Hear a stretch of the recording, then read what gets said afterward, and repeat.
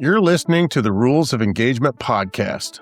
I'm David Huckins, and if you know me, you know I'm an open book. I started this podcast because I believe we can talk about the tough stuff without tearing each other apart. No BS, no embellishments, just honest dialogue. Let's see what we can learn today. But before we dive in, make sure to like, subscribe, and please leave a comment on YouTube, Spotify, Apple Podcasts, or wherever you're watching. Let's get into it.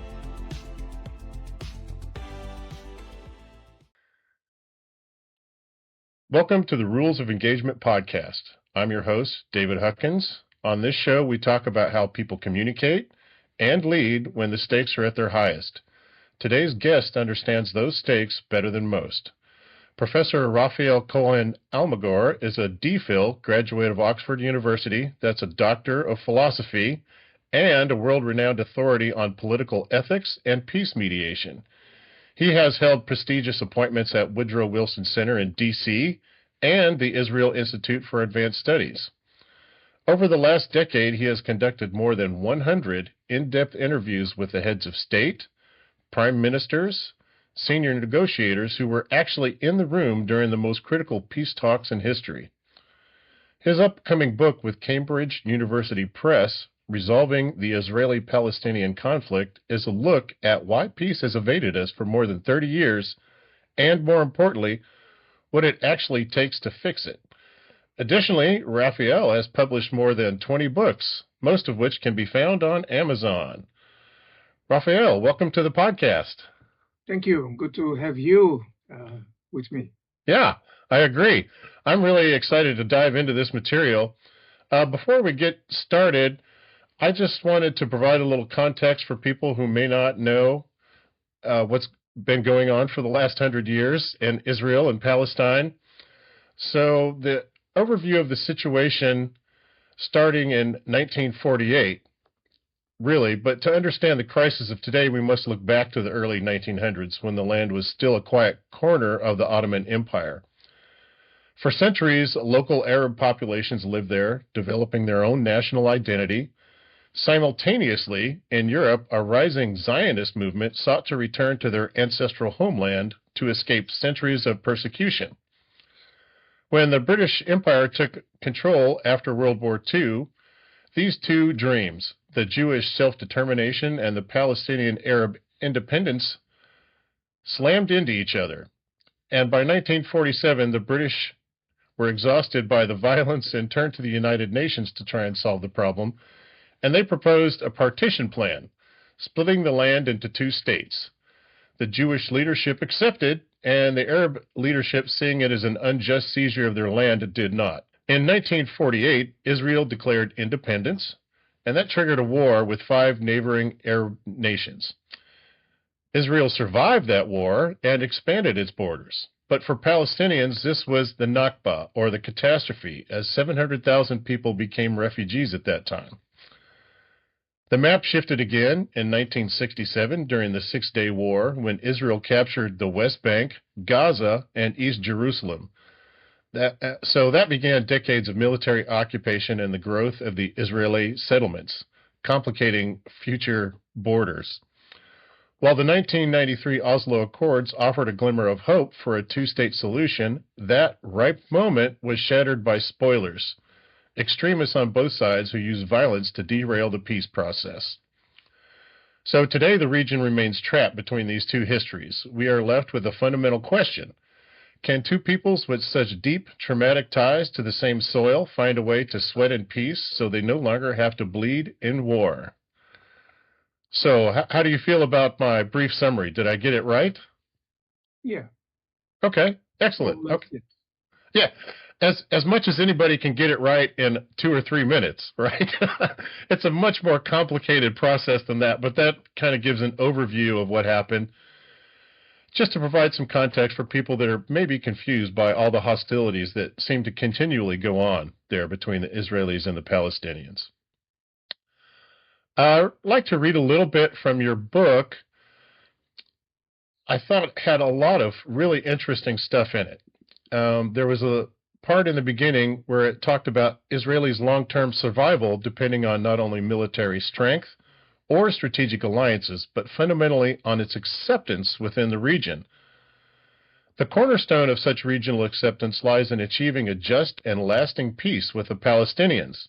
Successful negotiations are not accidental. They require the convergence of several key conditions.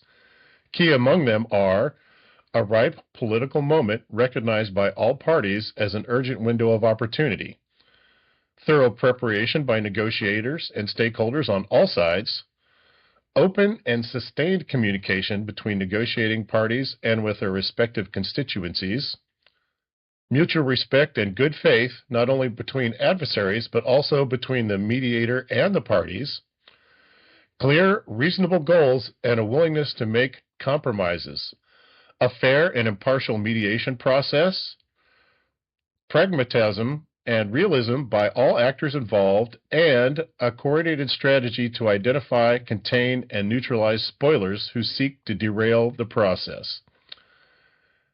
I'm fascinated by the concept of spoilers. I believe that the majority of the Palestinian and Jewish people would love to live in peace.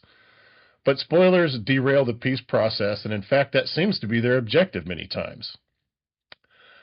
I love this quote from the introduction of your book, right at the very beginning. The quote is beautiful. "The more we sweat in peace, the less we bleed in war," by Vijaya Lakshmi Pandit. Yeah. Did I get it pretty close, the name? Pretty close. Okay, all right. So, in your work, you used a term called the democratic catch. For my listeners, could you explain how the very freedoms we enjoy in democracy can actually be used to destroy it? But before we go to democratic catch, I want to say a few words. Sure, please. First of all, the argument that I'm making two major arguments. One is that the long-term survival of Israel depends on its integration into the Middle East. And secondly, in order to integrate the Middle East, Israel must resolve the Israeli-Palestinian conflict. These are entangled together, these two things. Now, it sounds simple, but unfortunately, not many decision makers in Israel believe in that. And that's a problem, because they think that it's possible to continue the occupation, continue the settlement project in the West Bank, every once in a while to have another round of wars. And the history of Israel is saturated with war and terrorism. If anybody in this audience thinks that Israel is a normal country, please rethink. Because it's impossible to be a normal country when there is so much violence. Just to reflect, in 1947, immediately after the partition decision that you mentioned, November 47, the United Nations started a civil war in Palestine because the Jews accepted and the Arabs rejected. This was compounded in May 1948 on the same night that David Ben-Gurion, our George Washington, declared the Israeli state. At midnight, Israel was attacked by 5 armies. So the civil war was compounded by a global war, a regional war, if you like. Then came 1956. There was a war between Israel and Egypt with the participation of United Kingdom and France. 1967, the war that you mentioned that brought about the occupied territories. The Yom Kippur War in 1973. The 1982, the first Lebanon war that lasted until 2000. So we're talking about 18 years of war. The 2006 Second Lebanon War. And then there were campaigns against Gaza until the eruption following the October 7th Hamas attack, terrorist attack on Israel. A war that lasted for 2 years until October 2025. And throughout this period, there was a lot of violence, a lot of terrorism and so on. So if you think that Israel can be a normal country in such circumstances, you're absolutely wrong. If you want to start fathom what it means to be an Israeli, try to depict your life without one component that you take for granted, which is tranquility.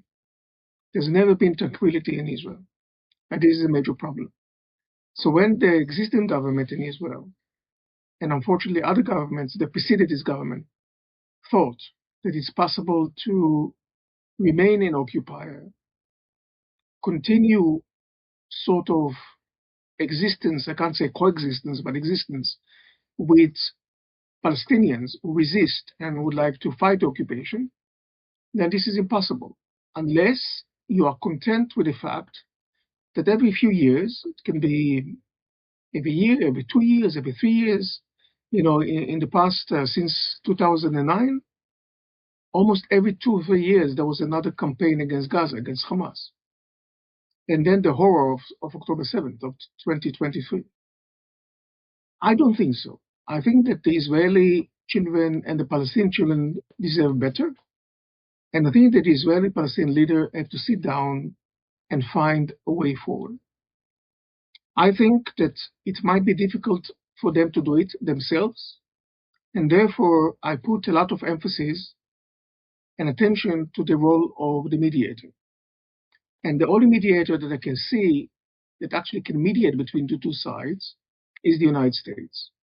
Why is that? Because in order to mediate, to be distinguished from facilitator, you need to have some leverage on the two parties. And the only country in the world that has some leverage on the two countries, Palestine and Israel, is the United States. That does not mean that the United States have to step in immediately into the process, the peace process, whenever it's going to come out.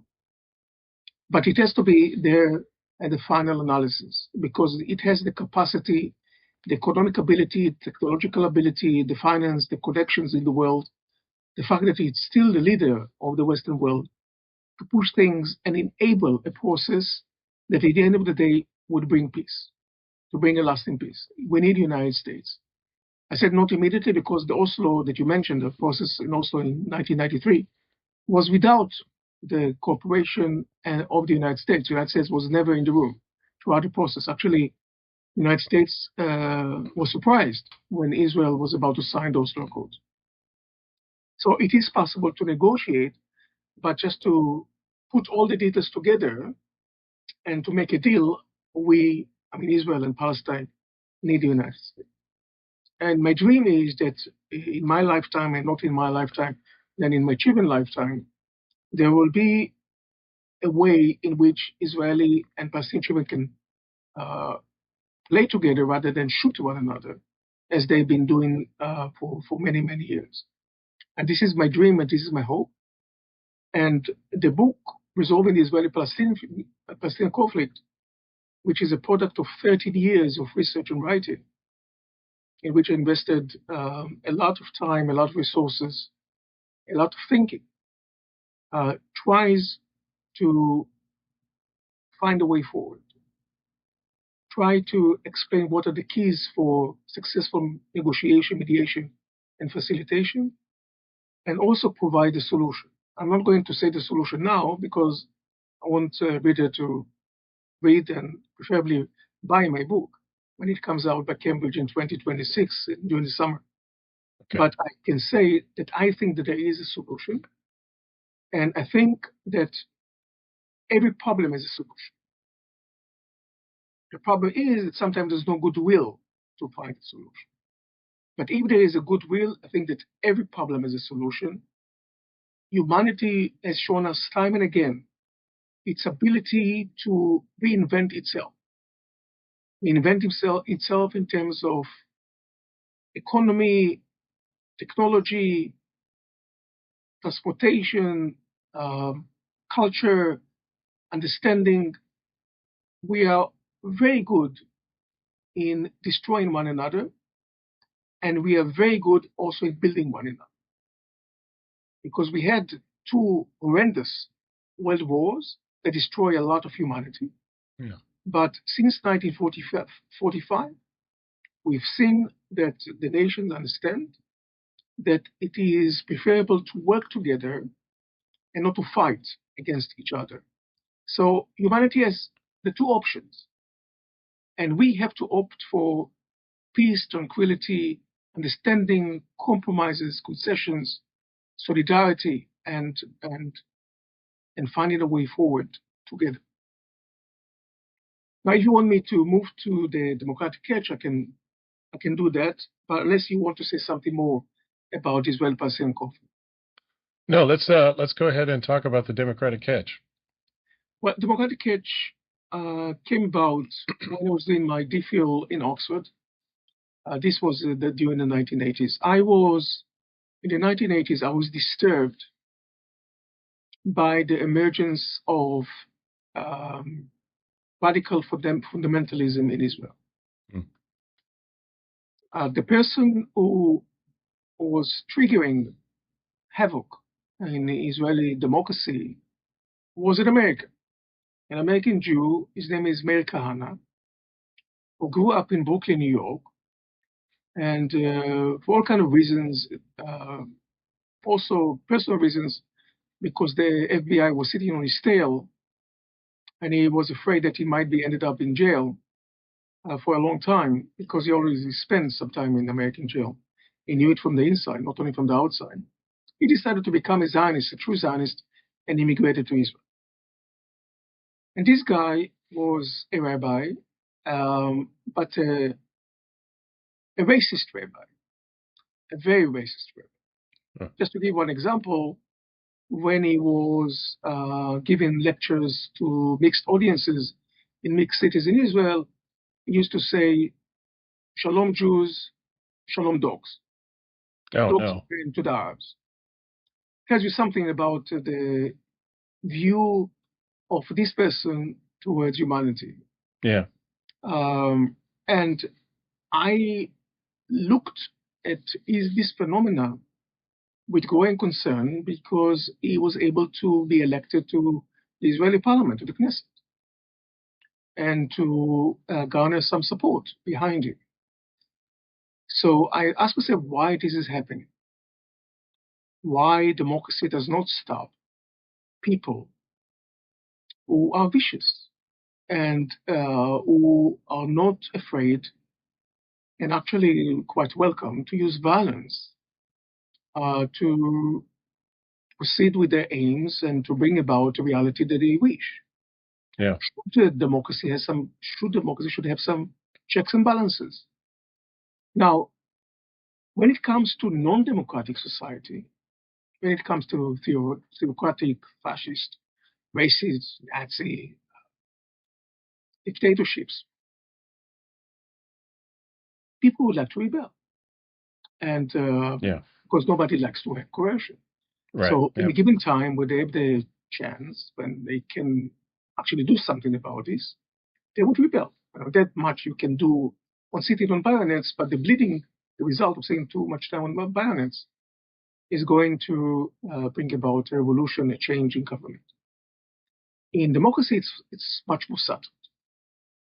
And people used to say, or maybe some people still saying, the democracy is unlike any other regime because it's not coercive. Other regimes are coercive, democracy is not coercive.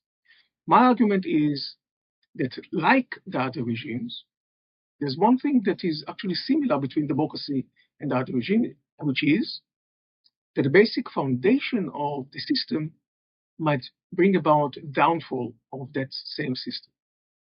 Meaning that if you have unrestrained liberty and tolerance without any scope, these very foundations of liberty and tolerance might undermine the entire system. So this is the democratic catch, that in the name of democracy, you are giving a voice, an ability to zealots, to extremists, to spoilers, to bring down the entire system. That's the catch of democracy. After my return to Israel, after my studies at Oxford, I returned to Israel, to the University of Haifa, and I established a Center for Democratic Studies in order to study these kind of phenomena, to study the democratic catch. And I also wanted to be a place where people would feel comfortable to speak up their minds, because I believe in free speech, I believe in boundaries to free speech as well. But generally speaking, I believe in free speech. And I think it's much better to debate, to have a dialogue, than to fight. Because I'm a peacenik. I want peace. I don't like violence. I say this clearly. I hate violence. I hate wars. You know what? Every morning that I'm opening the news today, I'm horrified by what's going on. That's not me. I want peace. So I established this because I wanted, especially at the University of Haifa, when at that time 20% of the students were Israeli Arabs, I wanted Israeli Arabs to feel welcome in such a place. And I wanted also that religious people would feel welcome, because religious people in Haifa almost did not exist, less than the Arabs, I think. It was a secular institution, still is a thing. But the numbers of the Arabs in Haifa now, I think it's between 40 and 50%. But they grew up quite tremendously. So I wanted this to be a platform, a meeting place between all the tribes in Israel that will sit together. They talked about this, they have a dialogue, they speak about the problems, and they will find common denominators, meaning that all sides will have to make some compromises. That's the logic behind this, because in order to have the ability to sit together, we have to give something that is precious to us, and you have to give something that is precious to you. And together we find a common place that we can sit down and discuss. I have to say that many of my worries during the 90s and the 1980s and 1990s, they had grew in volume tremendously since then, and so my worries grew tremendously. Because Kahane's followers are now in the Israeli government. His student, who was at that time 60 years old, Itamar Ben-Gvir, is today no less than the Minister of Internal Police, Internal Security. The guy is a felon. He's sat in jail himself a number of times for obstructing the law. And now he is in charge of the Israeli police. And he is a racist person. He doesn't believe in equality. He doesn't believe that Arabs and Jews are equal. He doesn't believe that Jews have the same rights. Kahane was a champion of the transfer, coerced transfer, meaning in his vision, in his dream, what he wanted Israel to do is to put the Arabs, Israeli Arabs, on trucks and deliver them outside of Israel, to their borders, outside of the borders, to Lebanon, to Syria, to Egypt, to Jordan, just not in Israel. That was his dream, which he was not able to accomplish. However, this idea of the transfer is something that resonates very, very dearly, very closely to people like Itamar Ben-Gvir, who are now in the Israeli government. And the Israeli democracy, I'm not saying it's imploding, but I would say that it is challenged to the extent that it was never challenged before. Again, by anti-democratic forces that took hold in bastion of powers within Israeli democracy and now try to undermine Israeli democracy. And that's in the name of democracy, because they speak about the fact that they were elected to be the government of Israel, which is true. They were elected to be in the government of Israel. However, to speak only about the majority and forgetting about the minority, this is not democracy. Democracy is about majority rule by preserving the rights of the minorities. Actually, I would go and say the following. The litmus case, the litmus test to see how democratic society is to examine the status of minorities in that society. If you see that the minorities are challenged, if you see that the minorities are undermined, you understand that this democracy is in trouble. And the Israeli democracy today is in severe trouble. My next book, my following book, the one that I'm writing now, is called Understanding Israel, or Israel in the Crossroad, is about this. It's about the fact that we found the Israeli society and the Israeli democracy backsliding to lose the very essence of the Zionist dream, because the Zionist dream was to create a heaven for the Jewish people in Israel. Mm. And this heaven was supposed to be socialist, liberal, democratic, and Jewish. That was the dream. How all these values are coming together, it's difficult.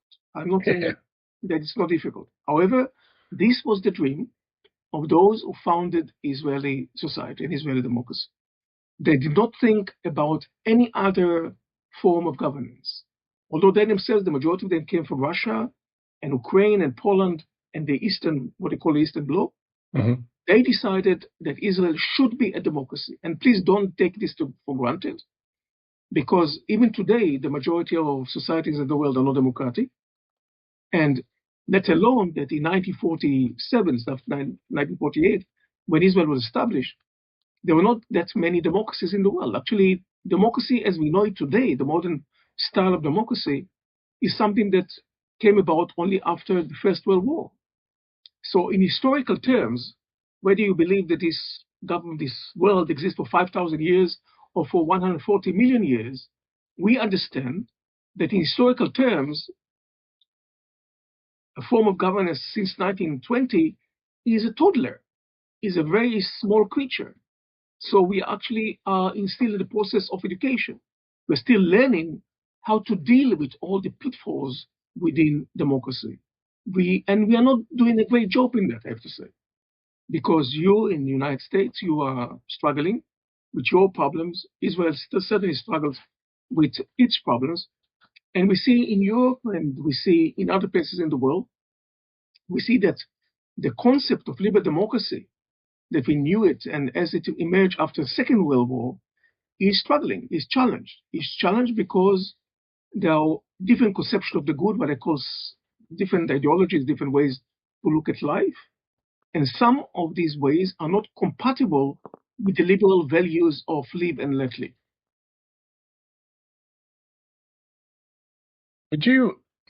Would you agree with me? I don't know how people in Israel feel, but as a soldier in America, I'm not a soldier anymore, but I was a soldier. I always felt like a lot of times when I was doing my soldier duties in other countries, I felt like it was the governments that really are the ones that have the problems and cause, they escalate the violence a lot of times. Whereas the citizens, a lot of times, they're the ones that are really adversely affected by all the violence. And the citizens and the common people, they would love nothing more than for there to be peace and live in equality, I think, for the most part. Do you think that that's the case there where you're from, or where in Israel, I should say? Yes. Good. Well, I think the majority of the Palestinians want what you and I want. We want to have a home. We want to have a family. Mm-hmm. We want to see our spouses happy. We want to see our children happy. We like to have a job. We like to have a shelter. We like to have food on the table. We'd like our children to grow up in peace and tranquility. I think the vast majority of the Palestinians and the Israelis want exactly the same thing. Unfortunately, we're talking about two national movements that are unable to resolve their differences, unable to find a common denominator. And at least in the past 50 years, the people who control the agenda are zealots, are people who are not interested in peace. And that's a major problem. But knowing the both societies, I know the Israeli society much better than the Palestinian, but I do a lot of research also on the Palestinian society. I think the majority of the Palestinians and Israelis would like to have some sort of coexistence between them and not to be troubled all the time by wars, by violence, by terrorism. We want the same things. The thing is that and I said this in the book, you need to have 4 elements to get to peace. And all of them are necessary, meaning that if one is missing, nothing is going to work. And I put a lot on leadership because I saw through my studies the impact of leadership on people. So what we need an Israeli leader who is committed to peace and is willing to pay the price for peace, willing to make painful concession. This is a precious commodity, and show me one precious commodity that does not come with a high price. Right, yeah. Similarly, we need to have a Palestinian leader who is committed to peace and is willing to make painful concession. Thirdly, both leaders should have the ability to mobilize the people, because it's not enough just to be a leader. You have to be a leader that will be able to convince your people that peace is doable and desirable, and it is preferable to whatever is existing now, status quo they call it, although status quo never existed, but never, I'm not going to go into this. And fourthly, both leaders need to understand that now is the time. Otherwise, they're going to lose. This is what I call ripeness, meaning that if they're going to delay, if they're going to wait, it's going to play out badly for them. So both of them have to decide that now is the time, and now is the time to seize it. Nowhere since 1948 was the time that all four conditions came about. Never, unfortunately. I think there were times in which 2 or maybe 2.5, 3 existed, but never all 4 of them. And if all the 4, I said, if one of them is going to be missing, there won't be any peace. But my dream and my hope that is doable, that it can be done, that it is possible. Because I believe there come a time when both leaders will rise and say, enough is enough. I have a different vision for my people. I have a different outlook for my people. I don't want this anymore. Too much blood was shed, and we don't need this. What do we gain from this all violence? We gain nothing. So much blood, and where we are. There's not much progress, not here, not there. The Palestinians certainly don't get anything out of this. They lose all the time.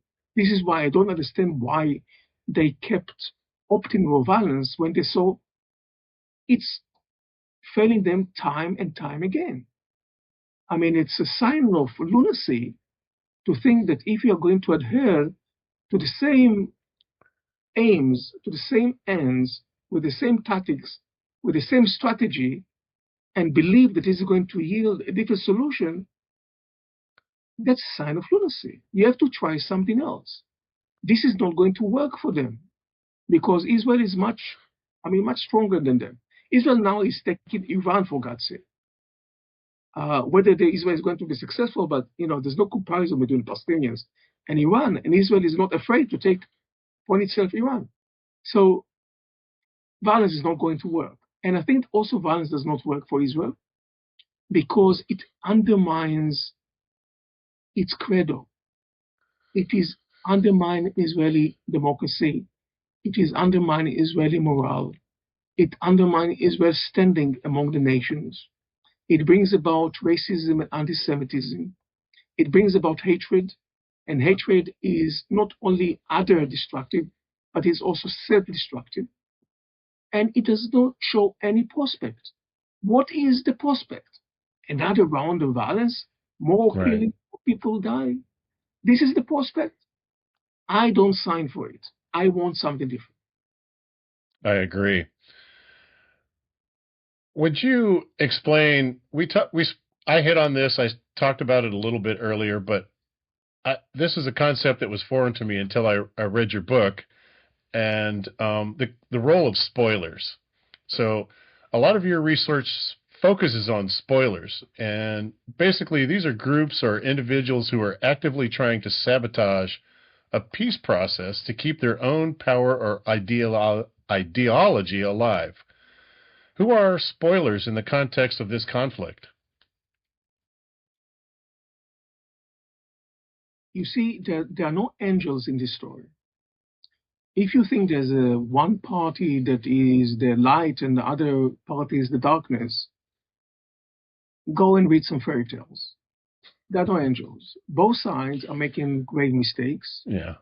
and both sides, until now, opted time and again to other things rather than what I have in mind, which is a fair and just peace. When I interviewed prime ministers, and I used to work for one prime minister during the 1980s, this was Shimon Peres, I was flabbergasted by what I heard from them. Because what they told me time and time again, and I heard this from 3 Israeli prime ministers, former prime ministers, they say something like, we have to pursue peace as if there's no violence, and we have to fight against terror and violence as if there's no peace. This slogan is nice in fairy tales. In reality, it doesn't work. Why it doesn't work?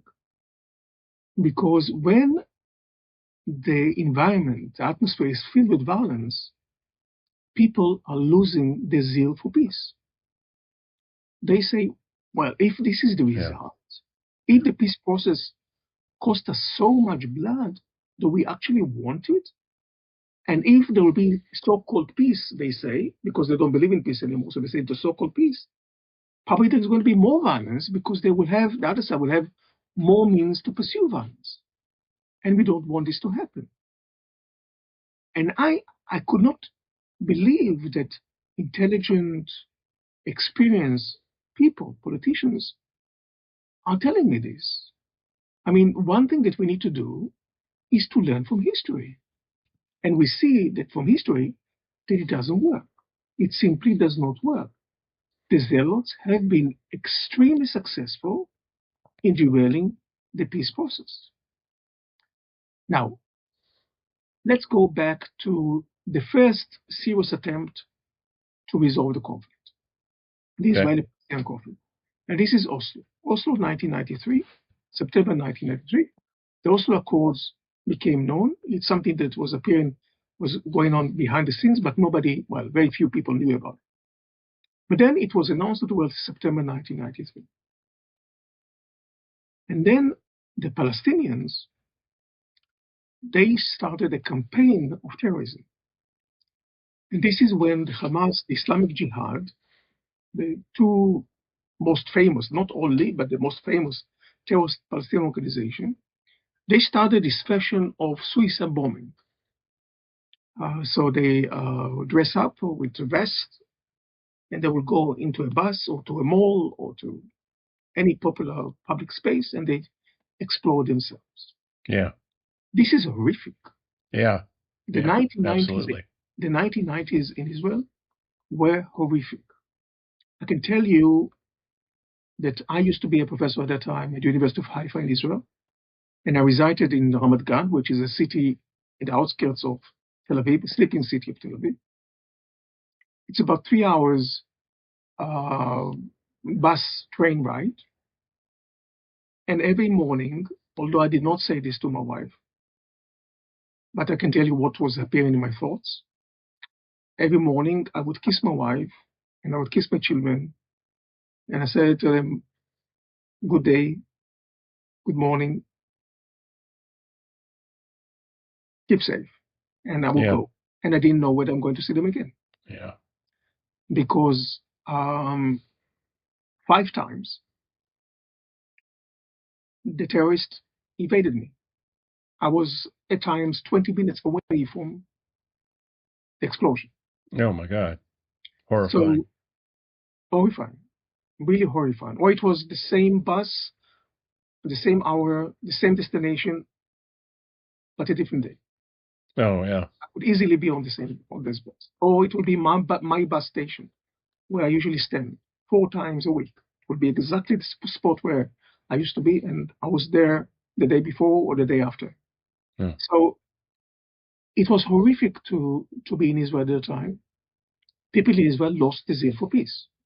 And at that time, Yitzhak Rabin was the prime minister.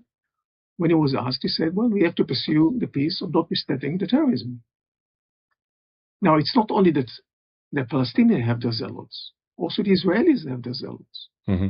Because for the settler movement, those people who reside in the West Bank, not all of them, but there is a strong-minded sort of a core, ideological core, that see themselves as the new pioneers, the settling the land, the holy land of Israel, the promised land of Israel, and that this is their mission to settle in the biblical land where our forefathers used to walk. That's how they see this. Right. Yeah. End of 4,000 years. They see themselves as part of a very long genealogy of 4,000 years, and it's their mission to stay there. Yeah. So when the Oslo Accords signed, they saw this as a threat to them, Oh, and really? also to the mission. Yes, because if there will be peace between Israel and the Palestinians, Right. Israel will have to give up some of their territories, or the majority of territories, or God forbid, even all the West Bank. For them, this is not to be done. So in the mid-1990s, a settler, Baruch Goldstein, was a reservist holding a gun in his home, a captain in the IDF, in Israeli Defense Forces. He went to a holy place, the cave of the forefathers, Cave of Machpelah, and shot on the same day 29 people who prayed inside the cave and injured dozens of others. Yeah. And this was horrific, especially when it was done on the happiest day on the Israeli or the Jewish calendar, Purim, which is a day festive when people dress, children dress. It's like Halloween in the United States. Okay. It's a very fun day. Okay.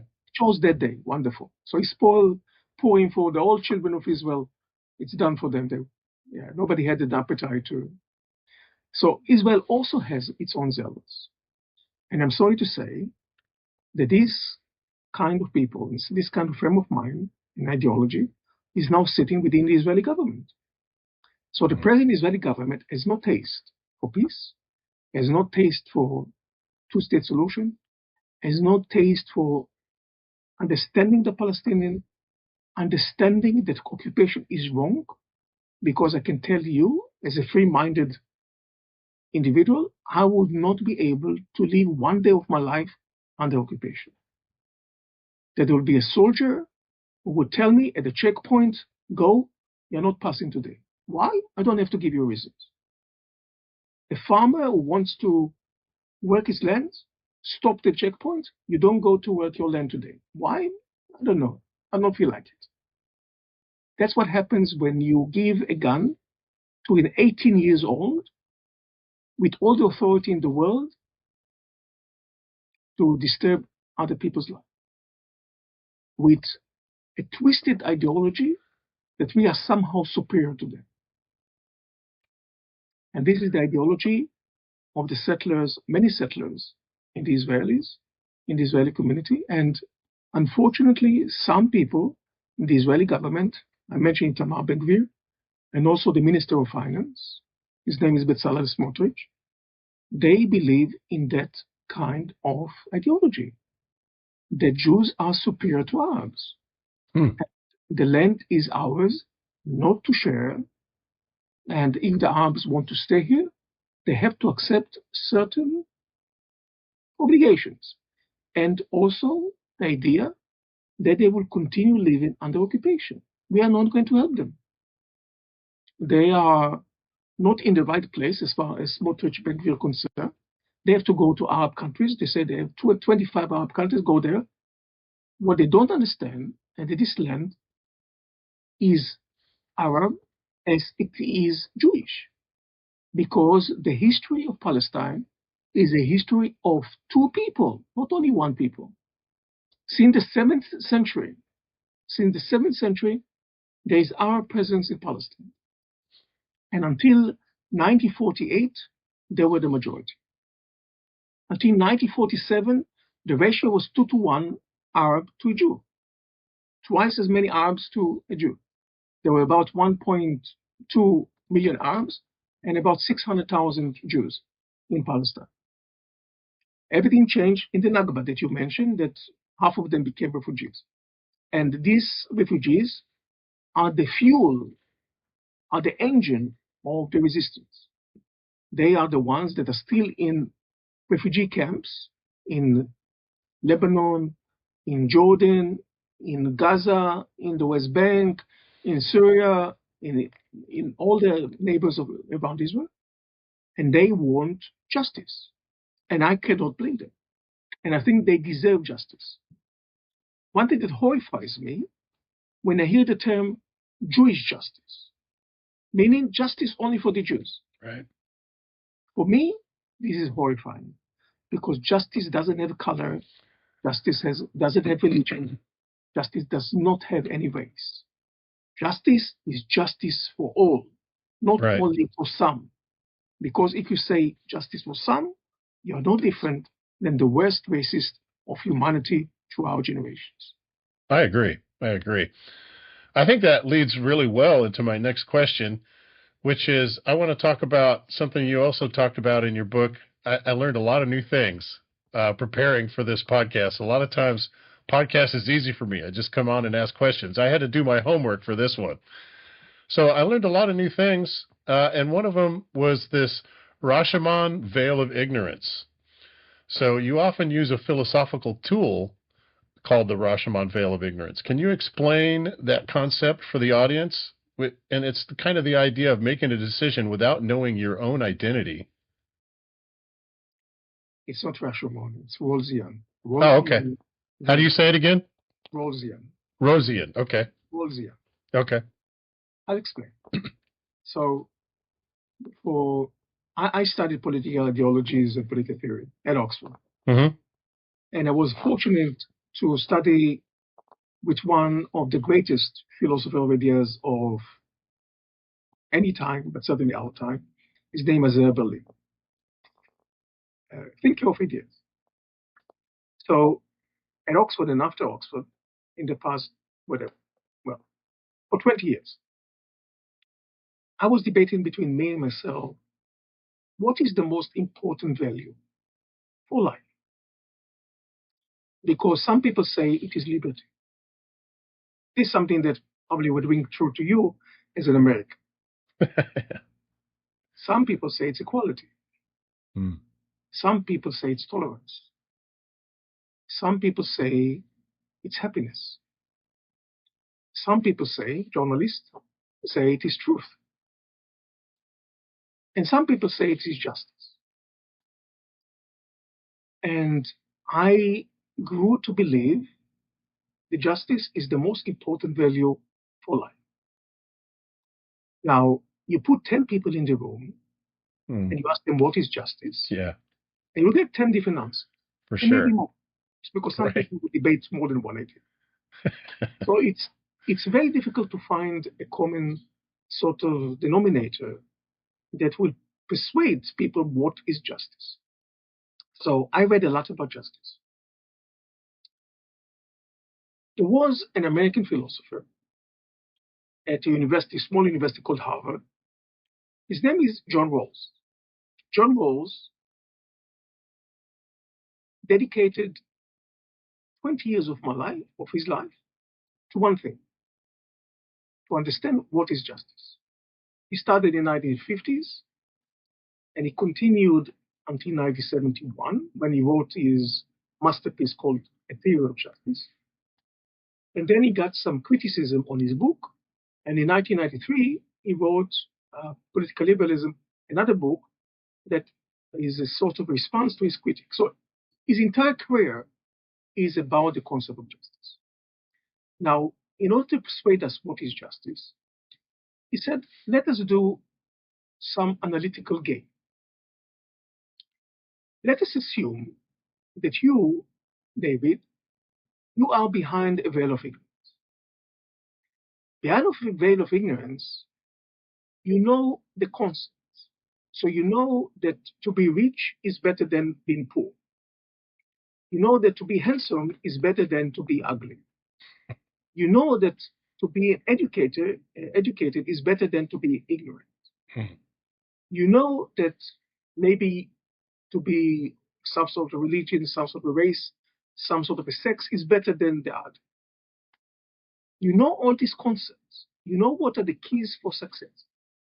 The one thing that you don't know is where you are situated in it. You don't know your gender. You don't know your income.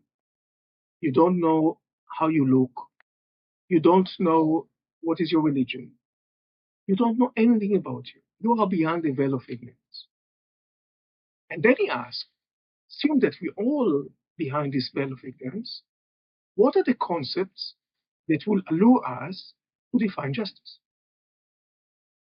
And he came out with two ideas, and he said that behind the veil of ignorance, people will opt to two things. One, they will want to have equality of rights. They would like to have the same rights as I have. Because you don't want to find yourself in a situation when you say, okay, I'd rather to be ugly than beautiful, and then you open the veil and you're beautiful. What's going on? I wanted to be ugly. Right. What's going on here? Right. So you don't want to find this. We are okay with finding ourselves in the similar situation, but certainly we are not okay with this kind of stuff. That you are in below and you look people up. You don't like this. Nobody likes that. So that's the first principle. That's the liberty principle. The second one is about resources, and is about it's called a difference principle. So difference principle is that there will be some inequalities, so economical, social, whatever differences, but they have to be justified. It's justified in a way that even the last people in society, the weaker segments of society, would accept them. The example that I give my students is, with all due respect to, say, a clerk in a library or in government institution. They do important work. With all respect to them, they finished maybe BA or maybe matriculation certificate and became the clerk. To be a physician, person who saves life, you have to study today in the world about 14 years. The studies themselves about 5 years, then you do stage another 2 years, and then you do a specialization, expertise, whatever, another 7 years. So once you become sort of a consultant, it takes you about 14 years of your life, and you do an important job. You cure illnesses. You save life. So we can understand for such an investment that works for the entire humanity, not only for the rich, but also for the poor, for everyone, notwithstanding their looks, notwithstanding the race, religion, whatever, you understand that these people receive better compensation because they work harder. They work 14 years, whereas the others work maybe a year in order to get into the position they are. So this is the difference principle. Rawls argued that behind the veil of ignorance, we'd accept this, the liberty principle and the difference principle. And he said that there's a hierarchy between them, meaning the liberty principle is higher than the difference principle. So you're not going to compromise on human rights not by any means. So it doesn't mean that if people earn more, then they have more rights. No, there's a hierarchy between them. This is justice. And I'm a Rawlsian. I accept this. And therefore, I'm a Jew, I'm a man, I'm Israeli, and I'm British. My immediate affinity is to Israel. However, when I came to do the research, I wanted to be behind the veil of ignorance. I wanted to be as impartial and objective as I can. I would never be a Palestinian. I would never feel the harms and the hardships of the occupation. Never. But I can try to be in their shoes, and I can try to devise a solution that is fair and just. And justice, as I say, doesn't have any religion, doesn't have any color, doesn't have race. I believe that the peace proposal that I put forward in the book is just. Not only for the Jews, also for the Palestinians. This was my aim. And this is why I brought this into the book, for people to understand that I'm trying to be as objective as I can when I analyze the situation, when I analyze the historical evolvement of the failed peace processes from Oslo until today, when I speak about the keys for successful negotiation, mediation, and facilitation, and when I offer a proposal that I think this is fair and just. Justice for all. One thing you talk about when people are negotiating for peace is track 2 diplomacy and track 1 diplomacy. Can you explain a little bit about what the differences are? Okay. Track 1 diplomacy is when the President of the United States is negotiating with his counterpart in Iran, in Russia, and whatever, or that the President of the United States delegates people whom he trusts to go and negotiate. So there is the President confers legitimacy, authority, responsibility, and power either on himself or the delegates that he chooses, or she chooses one day, maybe. Right. This is track 1. Track 2 is when we talk about unofficial diplomacy. So these people are not representative of the government. They are people who have goodwill, maybe expertise, possibly credentials. They believe that they can bring about something good, but they are not authorized by the government. They are doing this themselves. Oslo was fascinating, the Oslo process. Why Oslo was fascinating? Yeah. Because it was unbalanced in any way that you can imagine. But first of all, it was a negotiation between Israel, a full-fledged sovereign country, and the Palestine Liberation Organization, which is not a country, it's an organization. You can call it at that time terrorist organization. No sovereign state. There's no comparison between PLO and Israel, but no stretch of imagination. So it was very imbalanced.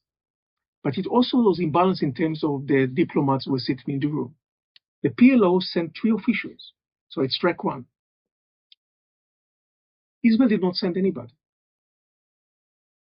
There were 2 academics, Yair Hirschfeld and Ron Pundag, who assumed responsibility on themselves.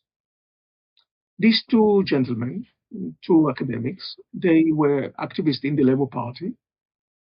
They knew some powerful people in the Labour Party, but they were not representative of the Israeli government. They were not representative of the Labour Party. They wanted to do good. I mean, that's also my dream. I have my sympathy, my empathy to them. That's exactly my dream. Right. To bring about some sort of a peace between Israel and the Palestinians. So it was very imbalanced. It was track 1 on the Palestinian side, and it was track 2 on the Israeli side. Mm-hmm. There were a few meetings between them. And when there was some sort of a paper, after the second meeting, there was some sort of a paper that both the Palestinians and the Israelis agreed upon, then they involved the Israeli government. Then Shimon Peres, who was the foreign minister, Yitzhak Rabin, who was the prime minister, they became to know about the Oslo process. And they started to be involved. And this is when the Israeli government sent officials into the room. So then it became a mixed track. So it started to be mixed track. It was Palestinian track 1, Israeli track 2. And then it also became Palestinian track 1 and Israeli track 1 and track 2, because 2 additional people came into the room, to Hirschfeld and Pundag, the unofficials, track 2. And then came the officials. Uri Savir was the Director General of the Ministry of Foreign Affairs. So this is official of the Israeli government. That's track 1, surely. And the 4th guy, the Israeli guy, also fascinating, because he was a private lawyer from Washington, D.C., Yoel Zinger. So the negotiators there, the prime negotiators, were 2 academics, an Israeli lawyer who was set in Washington, D.C., private citizens of the United States, possibly also Israel, but no official sort of, capacity in the government. Mm-hmm. and then Uri Savir. These were the four who brought about peace. What is the difference? It's vast difference. And some people believe that only track one is possible, and some people believe only track two is possible. And the two representatives of the two views are Mahmoud Abbas, Abu Mazen, now the president of the Palestinian Authority, and the former Israeli Prime Minister Ehud Barak. Ehud Barak believes in track one. He believes that you have to put your own people in the room. You give them instructions. You give them clear orders what to do. They are like you sitting in the room. I'm sitting, my representative. They are Ehud Barak in the room. I know exactly what they're going to say. I control the agenda. Free control. And Ehud Barak is a free control.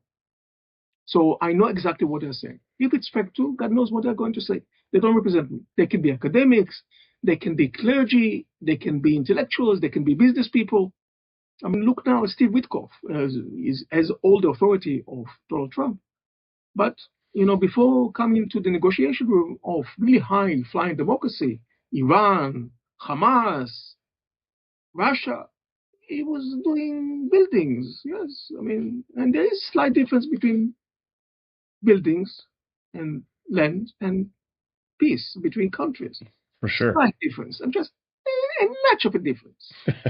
Maybe there's some differences, some similarities, but I would say that the similarities outgrow the similarities by mile. Okay? But this is the guy that he trusted upon to be in the room. Ehud Barak doesn't stand such a thing. He believes only him. Mahmoud Abbas, the Palestinian, doesn't believe in that. He said there's so much bad blood between the two parties that I want people who are more flexible. I want to fly balloons. When you have track one, you cannot fly balloons because everything matters. If you put a crazy idea on the table, then the other side understand, well, this crazy idea actually originated from the Prime Minister of Israel. You think so? Maybe so. There's some point in pursuing that. When there are academics in the room, you can fly many balloons as a trial and error. Also, because there's no direct link between you, the president, and the negotiator, you can deny it. You can say, I never told this. It's not me. This is their ideas. It's not you. So the flexibility or the deniability is working also. The risks are similar because if something is leaking outside, then it can derail the entire process because of the spoilers. They are going to jump on this and say, well, it's not going to happen. And they're going to get all kinds of ideas, violence or whatever, just to derail the idea and so on. So there are vast differences between the two ways of negotiating. Each can bring about results. So Abu Mazen, for all his life, he preferred track two. He has two gentlemen, Hussein Aga and Ahmed Khalidi, whom he trusts. These are two academics. They sit in London. They don't sit even in Ramallah. They're not in the occupied territories. They're intellectuals. One of them, well, both of them were in Oxford for some time. And they are people who think outside of the box. And there are people who see things more globally. And they are well versed. They know negotiation. They are the expert in negotiations. The politicians that Ehud Barak is assigning, including himself, are not necessarily experts in negotiation. They never studied negotiation as such. They're not specialized in negotiation. The risks are so high here that I would like to see people in the negotiation room who actually studied negotiation, who know what is negotiation like, who understand the costs, understand the limitations, understand the responsibilities, understand what is concession, understand what is communication, understand what the meaning of listening. I always say that God gave us 2 ears and 1 mouth for a reason. When you are track one, you want to dictate the agenda. What do? You speak all the time. This is how you dictate the agenda. You don't see speaking. Ehud Barak is very good at that. I can tell you that. But the results are very, very poor because people enjoy also to speak, not only to listen. There are not many people who enjoy listening and speaking at the same time. I also say that in negotiation, you have to have someone who is a devil advocate, who is going to challenge you, not necessarily in the room, but when you go outside of the room, he's going to challenge you. He's going to give new ideas. He's going to say, okay, if you pursue plan A that you have in mind, what are the consequences of that? What do you think about plan B? Don't you think the consequence might be better? What if the other side is going to raise that issue? What are you going to say? Jerusalem is very complex. Mm. You know all the neighborhoods of Jerusalem? Do you know the borders of Jerusalem? Do you know the history of Jerusalem? Do you know how the Christian quarter is mentioned in the Jewish quarter, is mentioned in the Arab quarter, is mentioned in the Armenian quarter? Do you know what is this? What will be the consequences if you are going to declare Temple Mount as only Israel's sovereign place?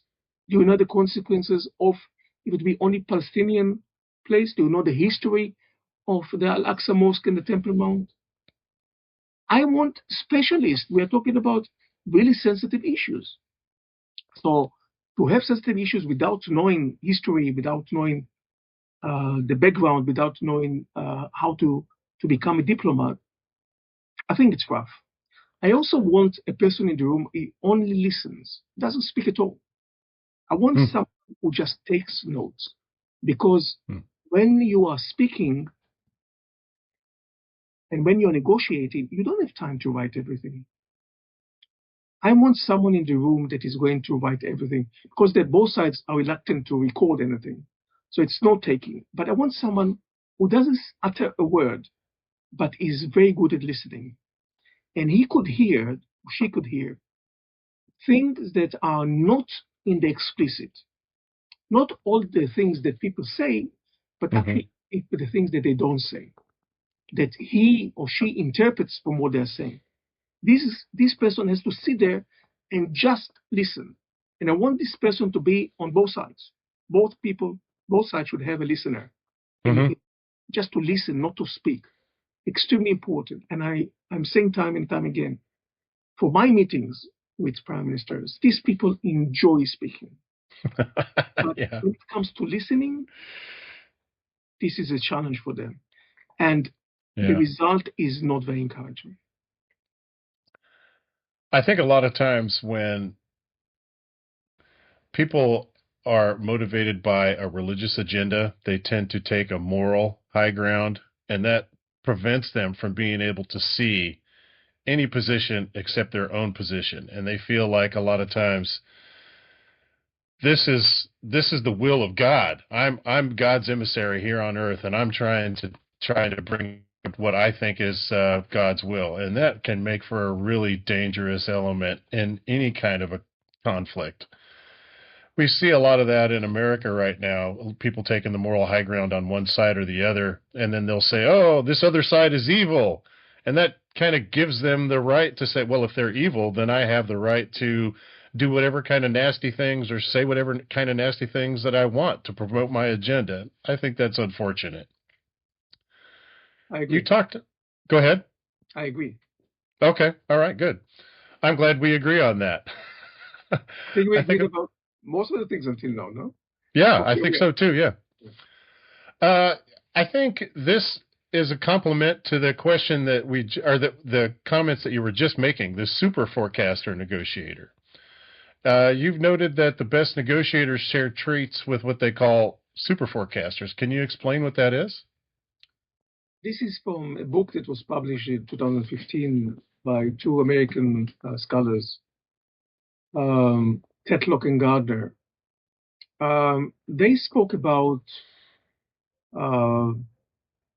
decision makers who have the ability to get results. and the ability to get results by having certain traits that embody, at the end of the day, in this image of a super forecaster. Super forecaster is not forecaster. We all have the ability to forecast. Mm-hmm. When I'm going to buy something, I forecast something. When I'm dating someone, I have certain forecasting. When I'm betting on certain share, I have a second forecast in my mind. But super forecasters were people who excel in forecasting, meaning the results are much better than you and I. Mm-hmm. Much better than 50%. They excel 80, 90% of the time. They know what will be the result. And in order to be a super forecaster, you have to have certain traits. You have to be a good listener. Mm. You have to have the ability to think outside the box. You have to be creative. You have to be a team player. You have to be an excellent communicator. You have to be flexible. You have the ability to design for yourself different plans. So there's plan A, but also a plan to supersede plan A if you see that plan A is about to fail. Mm-hmm. Or pragmatic. You are not banging your head against the wall. You're not saying, okay, this is the plan A, this is what we're going to pursue, notwithstanding the results. You are able to accommodate. You are starting with a plan, your plan A, but if you see that the hurdles are too high or too grave, you change. So you can be pragmatic and flexible. Examples for super forecasters. There are not many super forecasters in the world. In the history of the world, there are not many. There are very, very few. And when I was writing my book, I was asking myself whether the Palestinian side and the Israeli side had a super forecaster. The answer is no. None of the sides had. I mean, the Palestinians had only two, Yasser Arafat and then Mahmoud Abbas. The Israelis had more than two, but also those were not super forecasters. Some of them tried, even tried hard, but they didn't have the capacity that Tetlock and Gardner are speaking about, because they made a mistake. And this is why we don't have peace, because they made mistakes. They were not pragmatic enough, they're not flexible enough, they're not willing to compromise enough, they are not willing to change their mind. I mean, Yitzhak Rabin, take Yitzhak Rabin, for example. I think Yitzhak Rabin came with very good intention. And he was, uncharacteristically for a politician, he was a very honest man. And this is rare. To find honesty in politicians, it's quite rare. It doesn't exist. Yitzhak Rabin was a rare person, and he was a rare politician. He was an odd bird in politics because he didn't have much experience in politics when he to jump into politics. He was, he was a general in the idea. And then he was a diplomat, although he's, I mean, it's hard for me to imagine how he was a diplomat, but he was a diplomat, actually a successful diplomat in Washington, D.C. He was trusted by the Prime Minister of Israel, standing to Washington, D.C. as the Israeli ambassador to Washington. Mm. Then he jumped into the water of politics. But he never liked all the spiel of politics. He didn't like this. He was a very rare politician. But a super forecaster should know that if you have threat on your life, you take them seriously. And Rabin had threat on his life, many threats on his life, and dismissed all of them. The result was 4th of November 1995, when an Israeli zealot assassinated him, and he died the same day, after 3 hours. So certainly super forecaster is not. Super forecaster should know better how to save his own life. So the example that come to mind are people like Henry Kissinger, who was a super forecaster. He had all the abilities that I mentioned before as a super forecaster.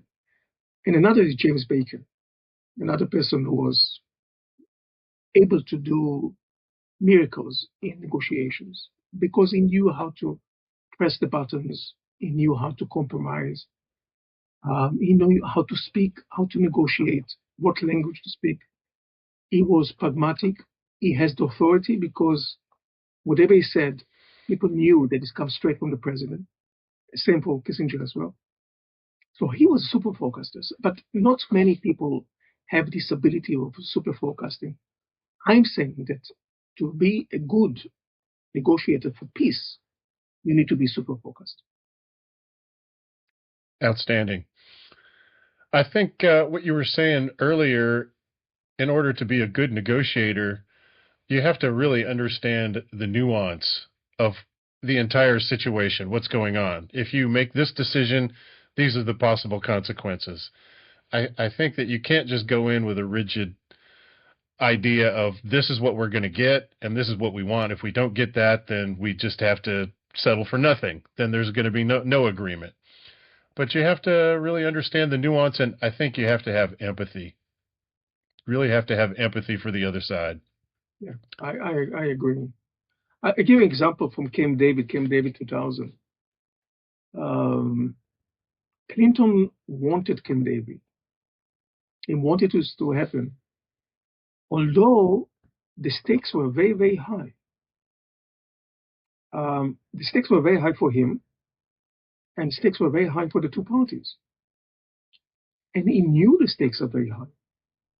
And he knew that if the summit would fail, the consequences might be horrendous. And he went to Camp David, despite the fact that he knew that the gaps between the two sides, Israel and Palestine, were very wide. He knew that. He did not have clear map of the Palestinian wishes. He didn't know to what extent they are willing to compromise. He knew more about the Israeli side because the Israelis and the Americans were speaking, but the Palestinians and the Americans were not speaking. And he opted to go because he said, now there's opportunity. And Ehud Barak pressed on him to do this Camp David because he thought that he's going to corner Yasser Arafat, to push him into the corner, and then exert pressure on him, and Arafat is going to yield to the pressure. He was wrong. But the results were horrendous. As you know, after the failure of the summit in July, in September, there was the second Intifada. And there was a lot of violence that continued, I'm not saying unabated, but there was a lot of violence on both sides for 3 years until Israel built what they call the fence or the wall, whatever you want to call it. Until then, there was many suicide bombing inside Israel. I question this kind of logic. You know that the gaps are very, very wide. You don't have clear pictures of the Palestinian side. You have better picture, but not full picture of the Israeli side. You don't know exactly what Ehud Barak is willing to concede. You know the consequence can be very harsh. Why you, as an American president, take this responsibility upon yourself? I question that because I think that the time was really, really wrong. And I told you what are the 4 criteria that are needed to have peace. None of these 4 criteria existed in 2000. Notwithstanding, Clinton pursued that. This kind of logic evades me, and I criticize Clinton harshly because of this failure, because not only that he was able to produce something good, he was able to produce something terrible as a result. So leaders who have the capacity, like the President of the United States, should be very, very careful in what they are doing, including the present President of the United States. I couldn't agree more. You have a very striking quote that I want to talk about. You say that the economy of peace may be as expensive as the economy of war, but one is constructive and the other is destructive. Can you elaborate on what you mean by the economy of peace?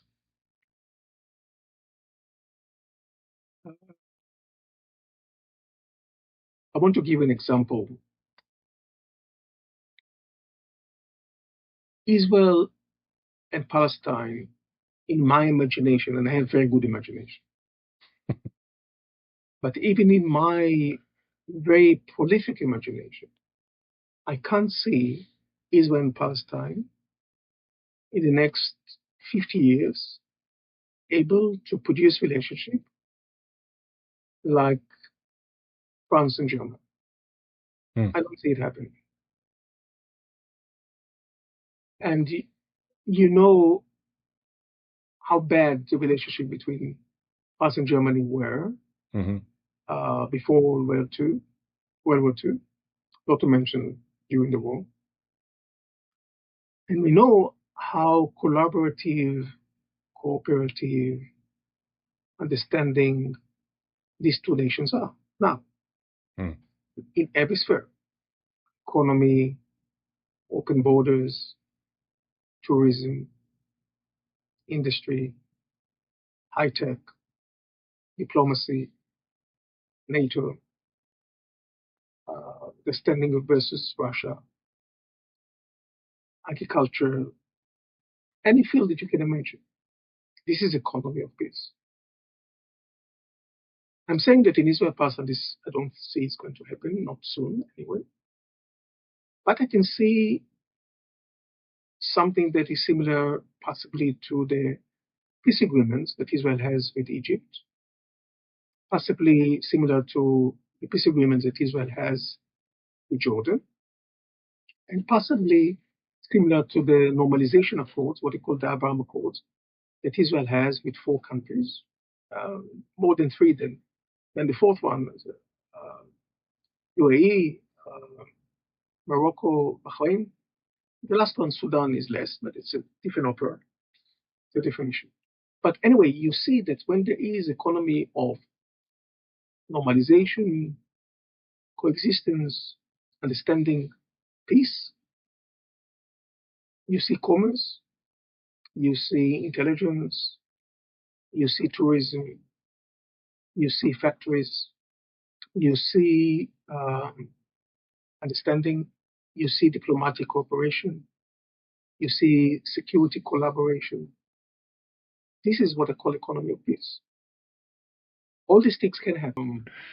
I said that there's many similarities between the Palestinians and Israelis. I'm not sure to what extent the Palestinians and the Israelis actually recognize this, but I recognize this as a scholar who studied the relationship between Israelis and Palestinians since the 1980s. The Palestinians and Israelis are very creative, both of them. Yeah. They're very educated.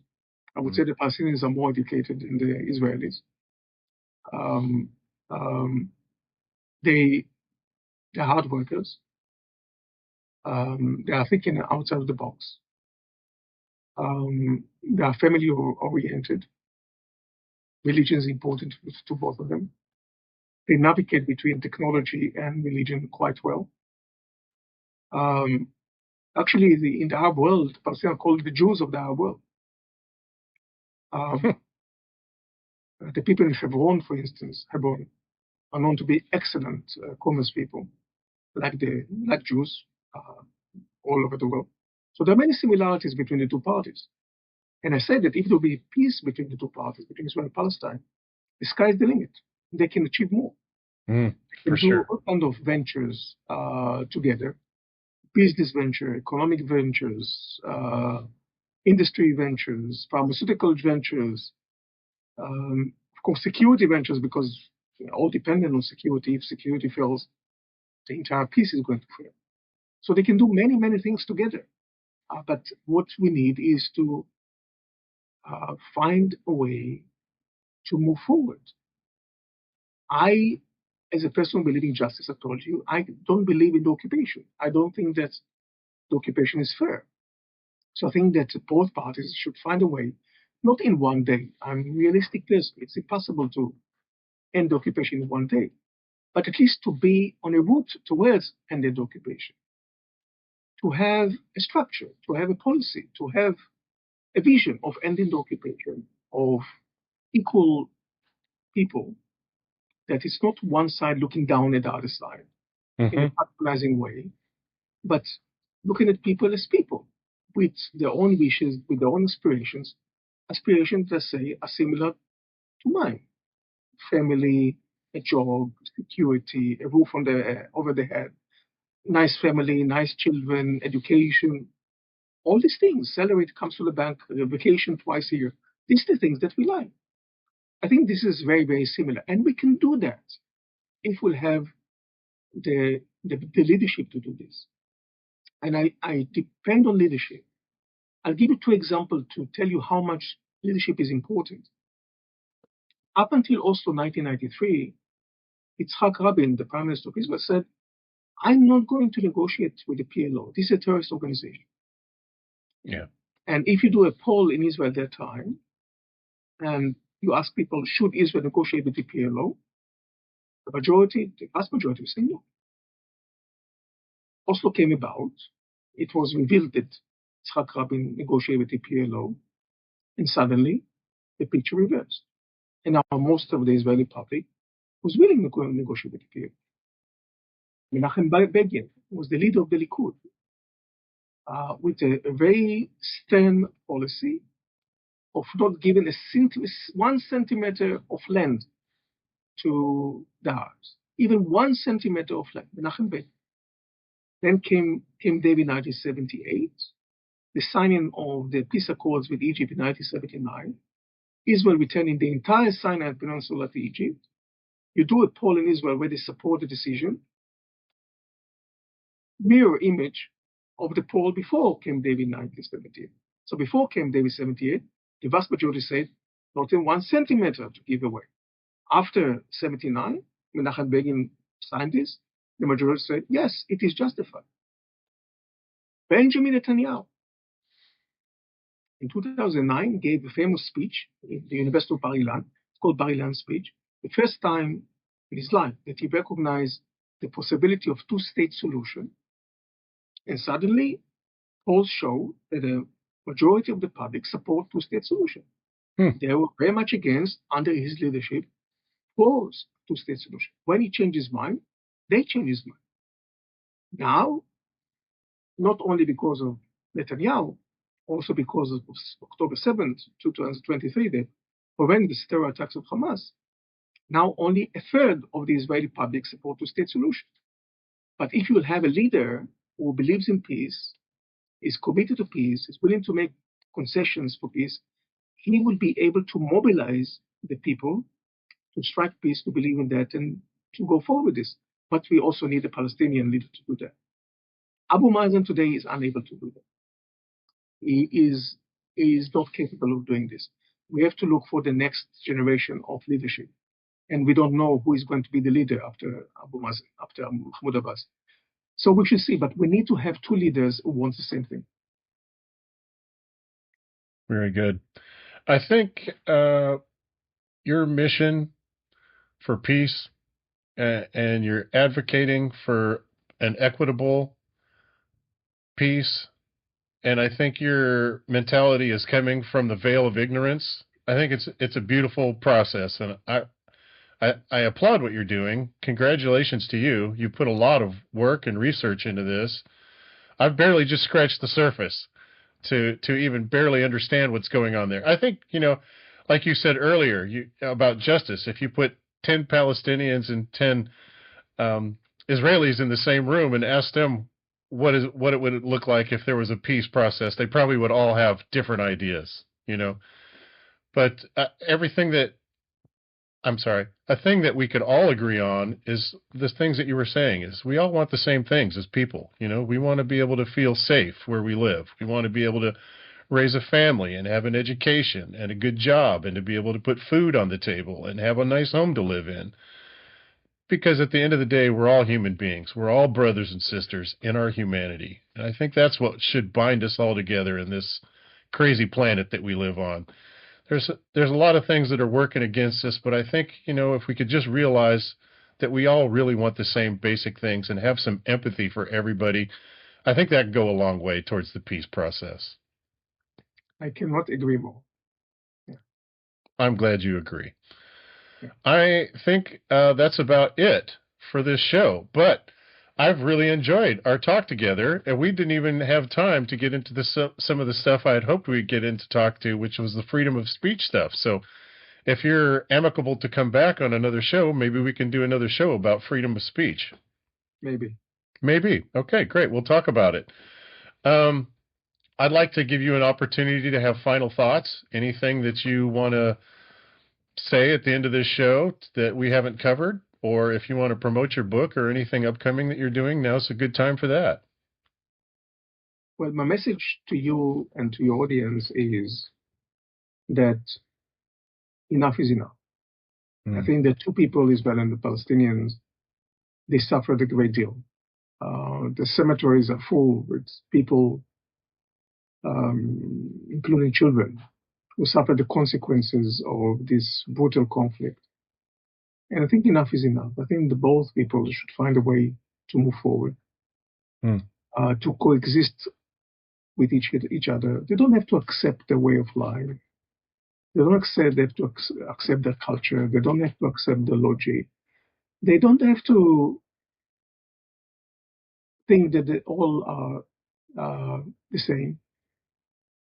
They need to acknowledge that we are talking about two viable national movements who have rightful, justified claims on the same piece of land.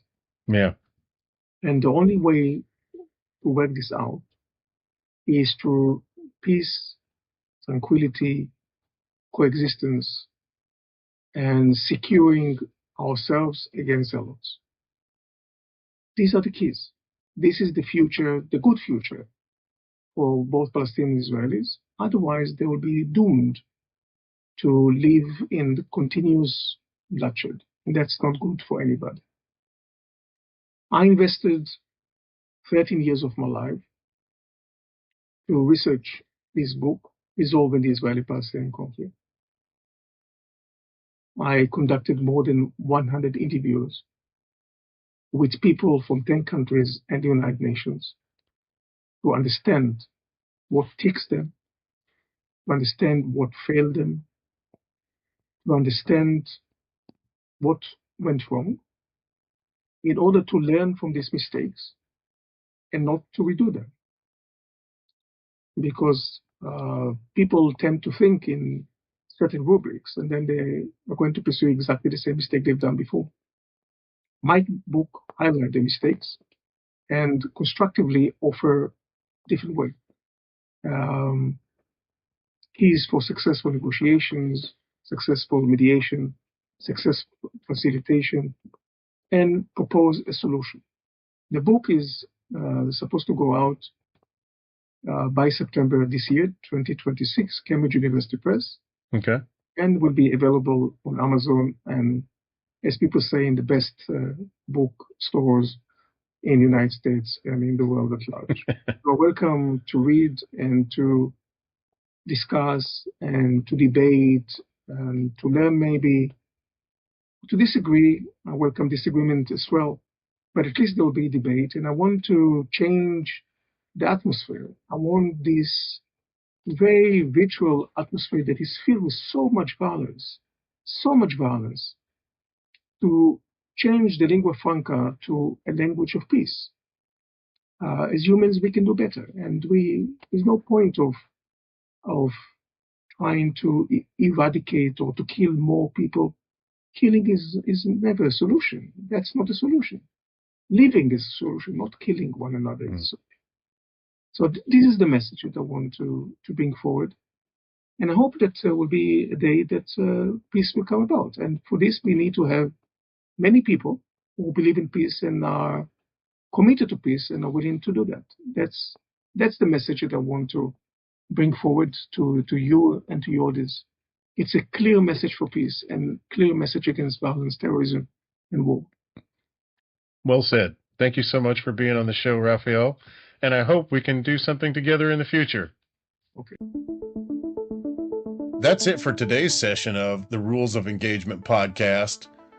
To make sure you don't miss the next one, go ahead and like and subscribe right now. And if you're on Spotify or YouTube or Apple Podcasts, please leave a comment below. Your feedback will help shape the Rules of Engagement podcast episodes going forward. I'm David Huckins, and I'll catch you on the next episode.